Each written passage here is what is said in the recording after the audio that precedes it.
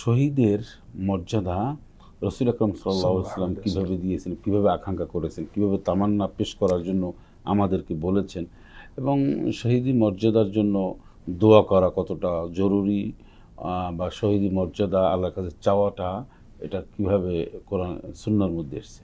রাসূলুল্লাহ বলেছেন, আল্লাযী খালাকাল মাউতা ওয়াল হায়াতা লিয়াবলুয়াকুম আইয়ুকুম আহসানু আমালা। আল্লাহ তাআলা মানুষের মৃত্যু এবং জীবনকে সৃষ্টি করেছেন মানুষকে পরীক্ষা করার জন্য, যে সবচেয়ে ভালো কাজ কে করে।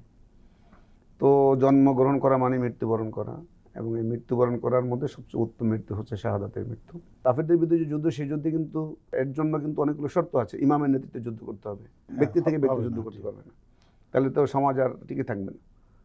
তো ওই যুদ্ধে যে মারা যাবে তার তো গোসল নাই, কাফন নাই, তারপরে যেখানে মারা যাবে সেখানেই তাকে দাফন করতে হবে। আর বাকি যারা শহীদ, পেটের পীড়ায় মারা যাওয়া, তউনে মারা যাওয়া, কলেরা হয়ে মারা যাওয়া, অথবা আপনার প্লেগ রোগে, নারী ডেলিভারিতে মারা যাওয়া, তারপরে আগুনে পুড়ে মারা যাওয়া, পানিতে ডুবে মারা যাওয়া, এদেরকেও হাদিসে শহীদ বলা হয়েছে। পাথর উপর থেকে পড়ে গেলে যে কোনো দুর্ঘটনায় মারা যায়, এগুলোকে হাদিসে শহীদ বলা হয়েছে। এই শহীদের গোসল হবে, কাফন হবে, এবং তাকে স্বাভাবিক মতোই দাফন হবে। বাট মর্যাদাগত দিক থেকে দুই শহীদের মধ্যে কোনো পার্থক্য করা হয়নি। পরকালীন মর্যাদার দিক থেকে এই দুই শহীদের মধ্যে কোনো পার্থক্য করা হয়নি। শাহাদাতের শহীদদের প্রথম মর্যাদা হলো যে শহীদের সকল গুনাহ মাফ করে দেওয়া হয়, শুধুমাত্র দাইন, ঋণটা মাফ করা হয় না। কিন্তু এই ঋণের জন্য তাকে মুআখাযা করা হবে না। যদি তার অন্তরের মধ্যে ঋণ পরিশোধের চিন্তা থেকে থাকে, আল্লাহ তাআলা নিজে পরিশোধ করে দেবেন এই ঋণ, আর বাকি তার সকল গুনাহ মাফ করে দেওয়া হবে। সে আলমে বরজাকে থাকা অবস্থাতেই তার জান্নাতে তার যে জায়গাটা, এটা তাকে দেখানো হবে। ইউরা মাকআদাহু মিনাল জান্নাহ, এবং তার জন্য হৌর নির্ধারণ করা থাকবে। তারপরে তার আহালের মধ্যে 70 জনের জন্য তাকে শাফাআতের অধিকার দেওয়া হবে।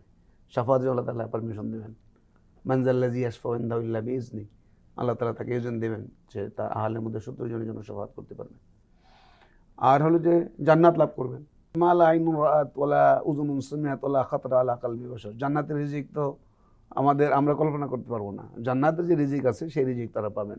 এই শহীদদের আরেকটা হলো যে শহীদদের হাসর নাসর হবে নবী এবং সিদ্দিকীদের সাথে। উলাইকা আল্লাযীনা আনআল্লাহু আলাইহিম মিনান নাবিয়্যিন ওয়াস সিদ্দিকীন ওয়াস শুহাদা।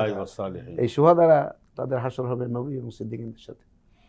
রাসূল সাল্লাল্লাহু আলাইহি ওয়াসাল্লাম উম্মতকে তারগিব দেওয়ার জন্য এই শাহাদাতের তামান্না করেছেন। এবং কোনো ব্যক্তি যদি খালেস নিয়তে শাহাদাতের তামান্না করে, মান সাআলা শাহাদাতা সাদিকান, প্রকৃত অর্থে যদি শাহাদাতের তামান্না করে, নালা আজরা শুহাদা ওয়া ইম্মা তাআলা ফিরাশিহি, সে যদি বিছনায় শুয়ে মারা যায় তাইলেও কিন্তু তিনি শাহাদাতের মর্যাদা পাবেন।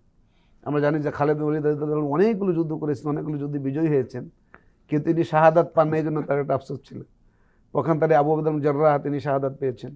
শাহাদাত তামান্না করা মুস্তাহাব, মাশরু, তবে যদি সাদেকান হয় তাহলে বিছনায় মারা যেও কিন্তু শাহাদাতের মর্যাদা পাওয়া যাবে, সওয়াব পাওয়া যাবে। সেজন্য আল্লাহর কাছে দোয়া করা, কিভাবে দোয়া করতে হয় বা কিভাবে দোয়া, আল্লাহ তাআলার কাছে বলতে, আল্লাহ আমার মৃত্যুকে তুমি শাহাদাতের মৃত্যু দাও, তোমার দিনের জন্য, তোমার সন্তুষ্টির জন্য আমি আমার জীবনকে বেরিয়ে দিতে পারি। ওমর রাদিয়াল্লাহু তাআলা আনহু দোয়াটাও আমরা স্মরণ করতে পারি। জি স্যার। আল্লাহুম্মা রযুকনা শাহাদাতান ফি সাবিলি ফি সাবিলি ওয়াজআল মাউতানা ফি বালাদি রাসূলি। মজার ব্যাপার হলো হযরত ওমর রাদিয়াল্লাহু তাআলা আনহুর এই দোয়াটা কিন্তু আল্লাহ কবুল করেছেন। সুবহানাল্লাহ। তিনি যেমন শাহাদাতের মর্যাদা লাভ করেছেন, তেমনি মদিনাতুর রাসূলে তার ইন্তেকাল হয়েছে।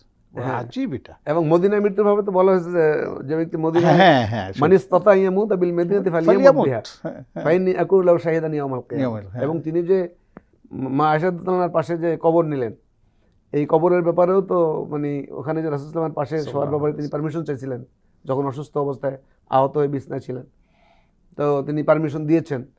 এই পারমিশনের খবর শুনে তিনি খুব খুশি হয়েছেন। এই যে পারমিশনটা নিয়েছেন হযরত আয়েশার কাছে, হযরত আব্দুল্লাহ ইবনে ওমরকে পাঠিয়েছেন এবং বলছেন গিয়ে বলবা যে ওমর আমিরুল মুমিনিন হিসাবে নয়, পাওয়ার দেখেন, ক্ষমতা, এটা কোনো ফরমান না। জি, কোনো ফরমান না এবং কোনো নির্দেশ না, ওনার একটা আকাঙ্ক্ষা, আবেদন মাত্র। আপনি পুরোপুরি স্বাধীন, আপনি যদি ইচ্ছে করেন দিতে পারেন, ইচ্ছে না যদি না দেন তা তো কোনো। এবং নিজের জায়গাটা ছেড়ে দিয়েছেন, নিজের জায়গাটা ছেড়ে দিয়েছেন নিজে, কিন্তু এখানে তার দাফন কিন্তু এখানে হয় নাই। হযরত আয়েশা হক কিন্তু তার ছিল। তাহলে রাসূল আকরাম সাল্লাল্লাহু আলাইহি ওয়াসাল্লামের দেশে মৃত্যু যদি কেউ মনে করেন যে আল্লাহ তাআলা তুমি আমার নবীর দেশে মৃত্যু, বা আমি আমার যদি জান্নাতুল বাকিতে, যেটাকে আমরা বুঝি, সেখানে যেন আমার দাফন হয়, এরকম একটা দোয়া করাটা এটা জায়েজ কিনা? তো দোয়া হ্যাঁ, করতেই ওইটা, পারে। হ্যাঁ, আল্লাহুম্মা রযাকনা শাহাদাতা ফি সাবিলিক ওয়াজআল মাউতানা ফি বালাদি রাসূলিক, এই যে ফি বালাদি রাসূলিক হাদিসে তো আছে, মান ইসতাতা ইয়ামুতা বিল মাদিনা ফালিয়ামুত বিহা। সে দোয়াও করতে পারে যে আল্লাহ আমার মওতটা, আমার কি জানি বলে এর নাম কি, মৃত্যুটা যেন মদিনাতে হয়, সে দোয়া করতে পারে। এই দোয়া করা যায় যেহেতু হাদিসে আছে।